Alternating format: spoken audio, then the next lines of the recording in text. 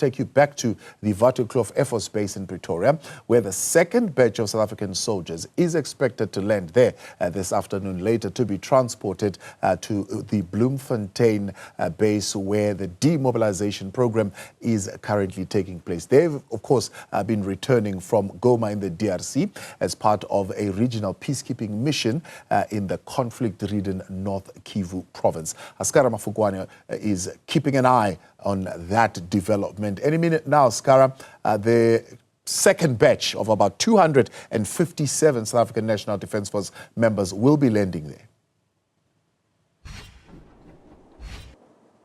Good afternoon, Thabo, once more, and to our viewers. I can tell you, since the last hour that we spoke to you, there has been a hive of activity here at Waterkloof Air Force Base. We've seen members of the Military Command Council arriving here. They are going to welcome that second batch, 257 rather, we're told will be landing in just a few minutes. But let me bring in Admiral Chabalala, who I just caught just now. Admiral, are we on track for that flight to land here in a few minutes' time?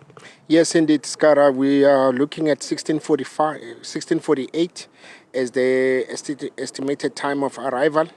And as you can see, the Military Command Council is starting to arrive, which is led by General Ramantswana, the Chief of Staff of SANDF.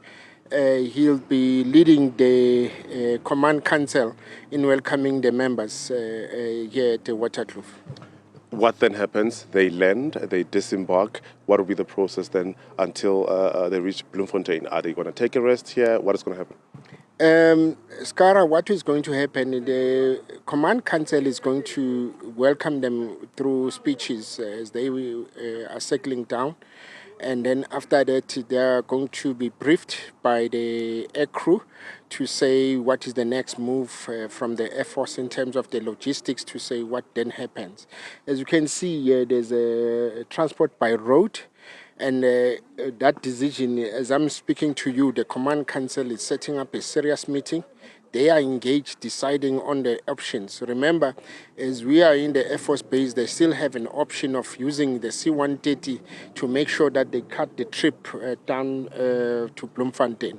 So, but they will look at those options, and you might say in the next few minutes, the decision will be taken either to move by road or using the C-130, which is our own aircraft, to move the troops.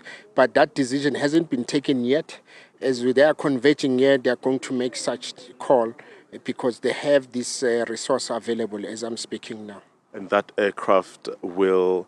there were technical glitches with the aircraft chartered by SADC coming here. So the one you are talking about belongs to the SANDF and will land in Bloemfontein or Brownfisher. The whole intent with this C-130 that we are thinking of utilizing it's to cut down the number of hours.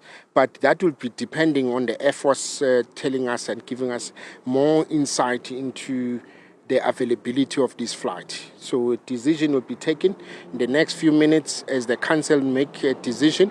But the option is by the road. As you can see, the buses are in place to move the troops with the road. If the suitability of the C-130 is not ready, and then immediately we won't delay, we will move the troops with the buses, as you can see. They are on standby. Admiral, thank you so much for your time and for that update. Thabo, what Admiral is talking about is, when he mentions the buses, they're on my left-hand side, and I'm going to ask my colleague to show you. The buses have already arrived. Just that update that the Military Command Council are currently meeting here at AFB Waterkloof. A decision will be taken in a short while whether to move the troops via air, or that C-130 that he speaks of, or this buses. So everything on track for the arrival of the troops, we're told. He says 1648, they estimate that aircraft chartered by SADC to land here. Scara Mafokoane, I appreciate your intervention there for us in Pretoria. The Newsfeed PM continues for you in a moment. Do stay with us.